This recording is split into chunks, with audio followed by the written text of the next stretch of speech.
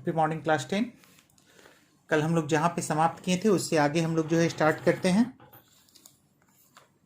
आज हम लोग फ्रैंकफर्ट असेंबली के बारे में हम लोग पढ़ेंगे। Frankfurt assembly 1848।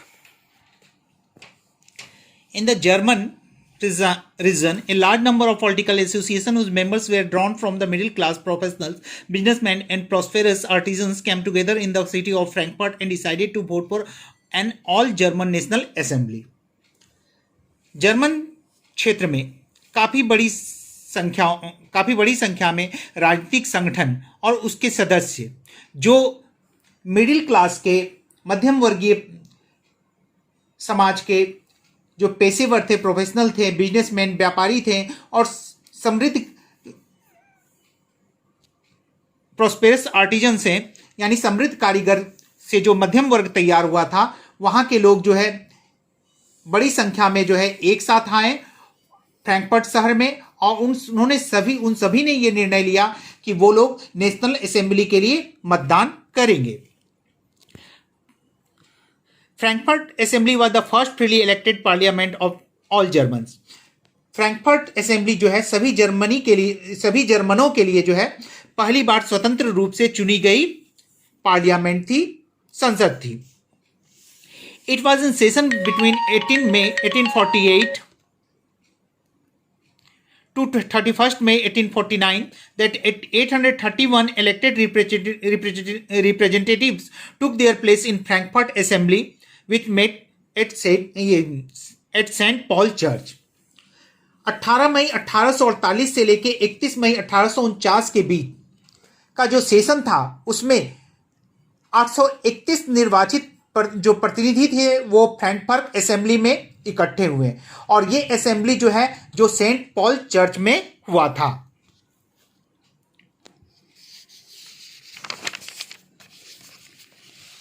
The participants mostly represented the educated classes. इसमें जो पार्टिसिपेंट थे, प्रतिभागी थे, वो अधिकांश जो है शिक्षित वर्ग का प्रतिनिधित्व करते थे। More than 3/4 had been to the university. इनमें से 3/4 लोग जो थे वो 3/4 से ज्यादा लोग जो है वो विश्वविद्यालय से थे, बिलोंग करते थे। They had studied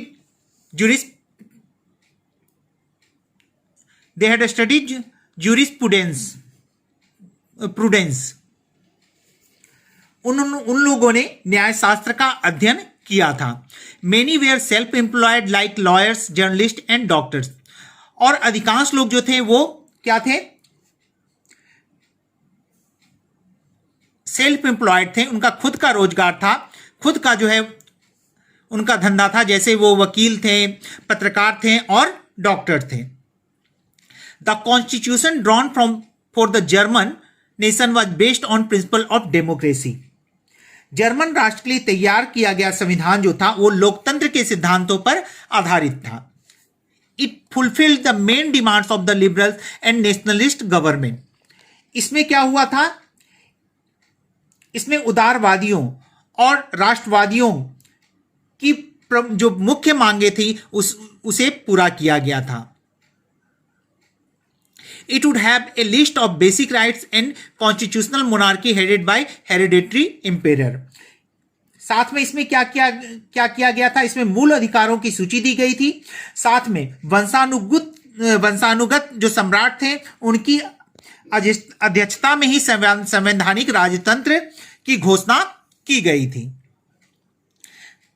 अर्थात हेड जो होंगे वो राज परिवार के ही लोग होंगे, लेकिन वहां का संविधान जो होगा वो लोकतंत्र के आधार पे होगा, जैसा कि अभी हम लोग देख रहे हैं कि इंग्लैंड में होता है।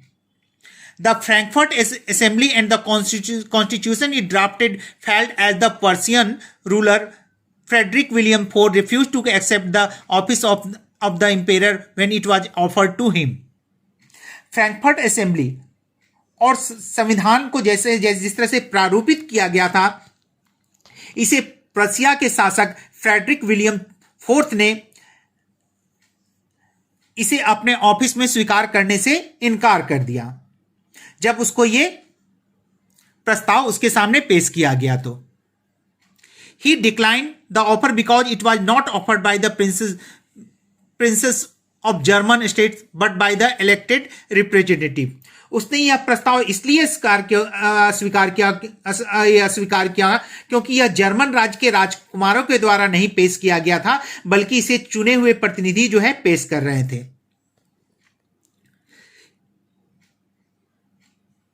In fact, Frederick William IV believed in the divine rights of the king. वास्तव में जो वहां का राजा जो था फ्रेडरिक विलियम IV, उसको जो है राजा के जो है दैविक अधिकारों में विश्वास था. दैविक. His chief minister Bismarck also advised him not to accept the crown of same because it was offered by the elected representative. उसके मुख्यमंत्री चीफ मिनिस्टर बिस्मार्क ने भी उसको सलाह दिया कि इस क्राउन ऑफ सेम को जो हो वो स्वीकार नहीं करे, क्योंकि यह जो है चुने हुए प्रतिनिधियों के द्वारा उसके सामने पेश किया गया था. क्राउन ऑफ सेम का मतलब शर्म का ताज.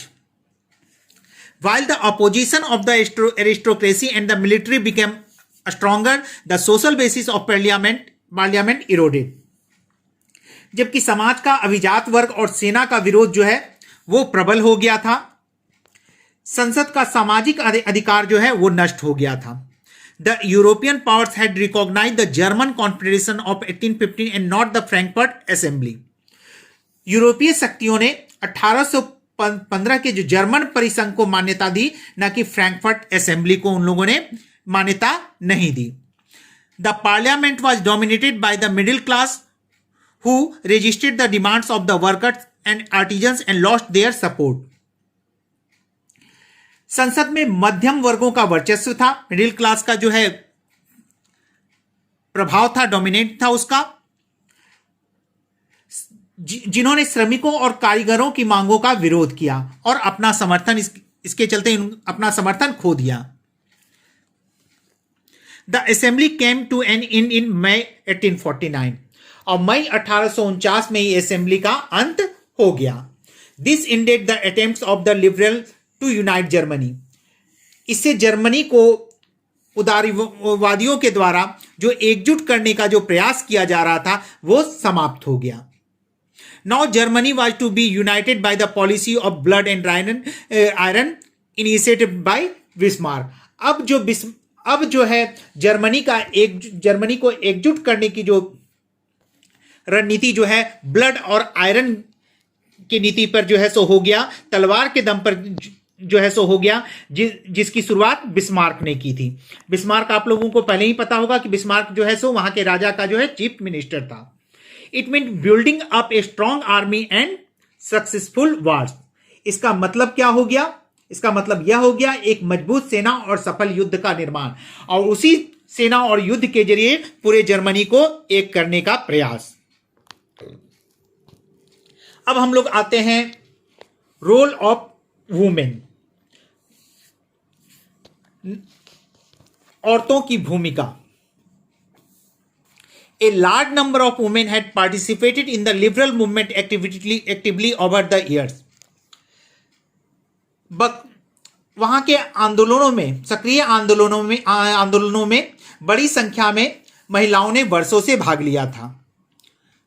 However, the issue of extended political right to women was a controversial one. उसके बावजूद जो है महिलाओं को राजनीतिक अधिकार देने का मुद्दा क्या था? विवादास्पद था, कंट्रोवर्शियल था. Women had form their own political associations, founded newspapers, attended political meetings and took part in demonstration. महिलाओं ने क्या किया? अपना अलग से एक राजनीतिक संघ की स्थापना की, समाचार पत्रों की स्थापना की, समाचार पत्र प्रकाशित करने लगे, राजनीतिक बैठकों में भाग लिया और प्रदर्शनों में भी उन लोगों ने भाग लेना शुरू कर दिया. Despite this, they were denied political rights and right to vote during the assembly election.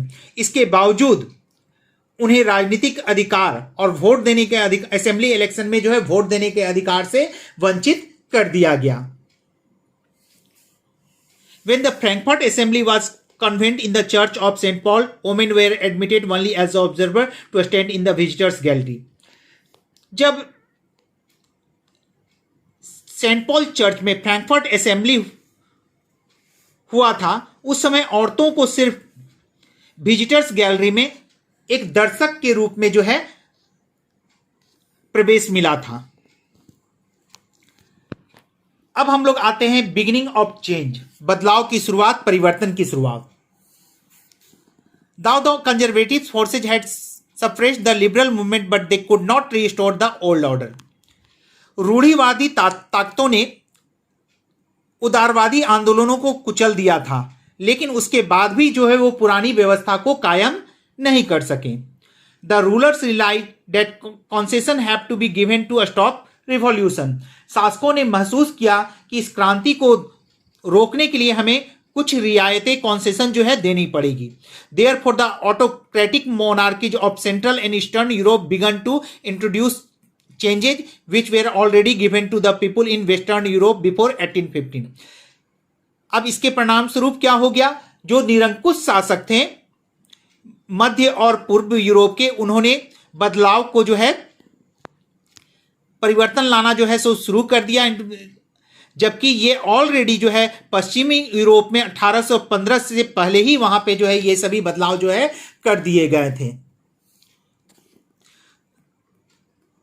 सर्वडम and bonded labour were abolished in Austria and Russia. Austria और रसिया में सर्वडम और बंधुआ मजदूरी जो है उसको समाप्त कर दिया गया। The Habsburg rulers gave more autonomy to the Hungarians in 1867। Habsburg शासकों ने 1867 में हंगरी को और भी ज्यादा स्वायत्तता प्रदान की। The Habsburg empire was henceforth called Austria Hungary. Habsburg साम्राज्य को अब हम लोग ऑस्ट्रिया और हंगरी के नाम से जानते हैं। तो आज के लिए हम लोग यहीं पे फिनिश करते हैं। अगले चैप्टर में हम लोग जो है देखेंगे कैसे जर्मनी का निर्माण हुआ, जर्मनी और इटली का जो है सो राष्ट्रीय राज्य के रूप में निर्माण हुआ। तो स्टूडेंट्स, जो भी टॉपिक पढ़ाया जा रहा है उसे आप ध्यान से जो है पढ़ेंगे और उसके बाद उसका जो है नोट्स आप लोग तैयार करते चलेंगे।